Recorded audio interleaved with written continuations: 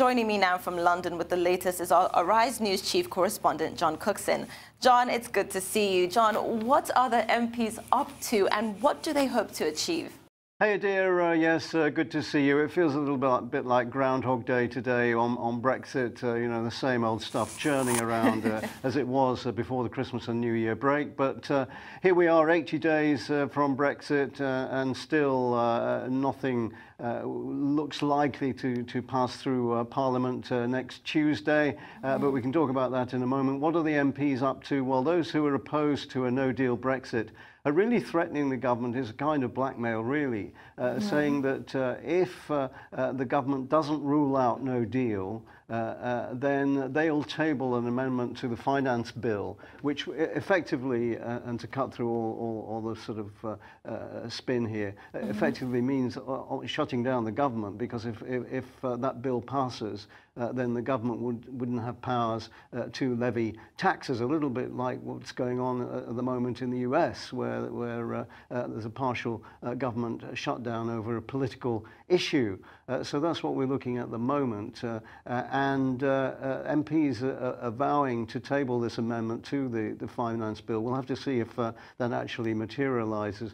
The point is about that, idea, is that the government could lose that vote on that particular amendment, which will be a very damaging defeat for the Conservative Party. So that's what they're doing right now.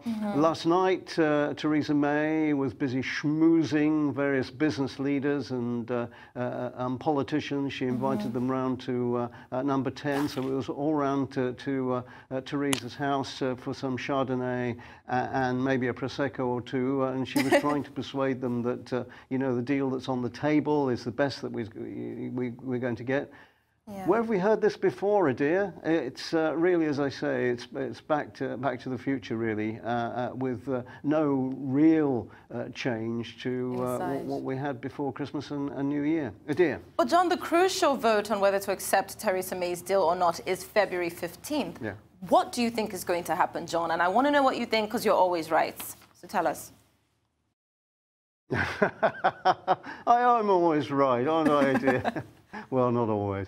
Well, look, she's about between, well, depending on who you believe, as far as the pundits go, and I stopped believing in them and polls, frankly, over Brexit. She's about between 80 and 200 votes short of being able to get this deal through the House of Commons on Tuesday.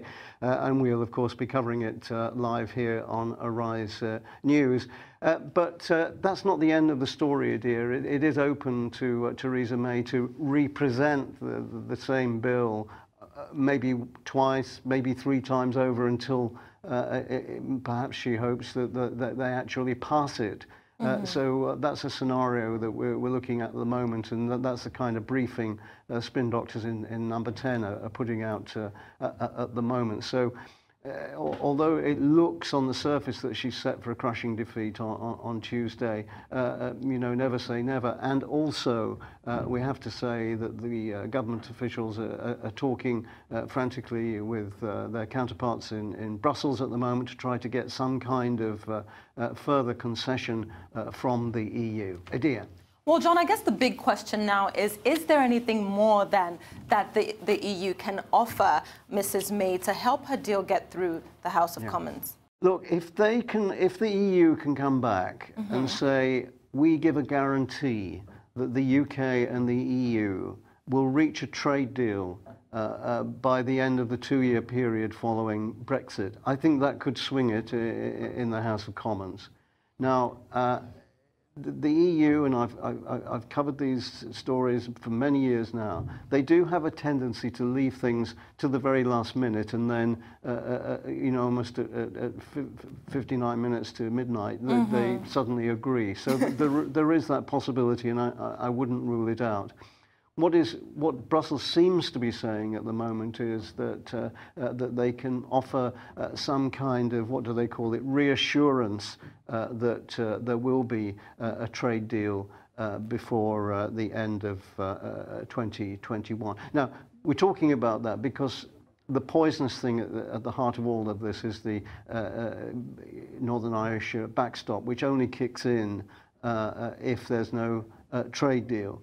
And it's the backstop which is troubling many MPs. So if the government can get this assurance from Brussels before Tuesday, or indeed if the bill is presented twice times over beyond Tuesday, if she can get that, then I think she's home and dry. If she can't, then we're, as Theresa May says, in uncharted territory. My own feeling is that at day's end, you know, that British Parliament that's been passing laws and running the country effectively for almost 1,000 years, it will find a way to muddle through. That's my sense of it, reading the tea leaves and you know, listening to all aspects of the argument. Dear.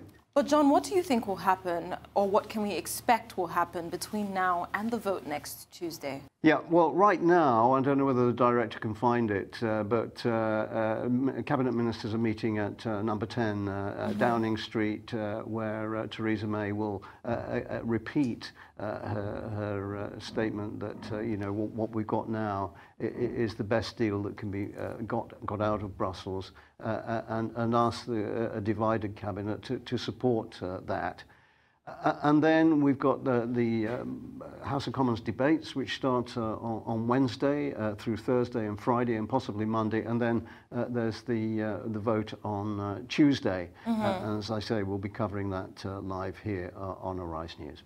Dear. Well, John, thanks so much for joining me today. It's always great speaking with you about our favorite topic, Brexit.